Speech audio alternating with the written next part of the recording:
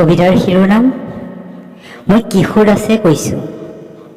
কবি হাফিজা খাতুন, আবৃত্তি দীপজ্যোতি নাথ।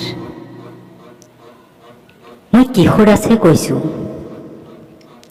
মনত অদম্য হেঁপাহ আছিল সাংস্কৃতিক জগতখনত সক্ৰিয় হৈ ৰম, আপোনালোকৰ মনোৰঞ্জন দিম, কিন্তু মই নোৱাৰিলোঁ।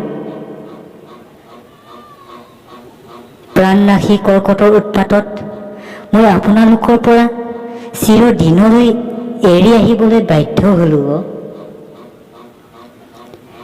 মই যুঁজতো বেয়া নাছিলোঁ, তথাপিও পৰাস্ত হ'লোঁ। বাবেই নিয়তিৰ ওচৰতো হাৰি গ'লোঁ। মোক ভুল নুবুজিবা, আপোনালোকে দিয়া মৰম স্নেহ আৰু ভাল পোৱাৰ কাৰণে মই আপোনালোকৰ ওচৰত চিৰকৃতজ্ঞ হৈ ৰম। ভগৱানে আকৌ মানৱ জন্ম দিলে ইয়াতেই জন্ম ল'ম।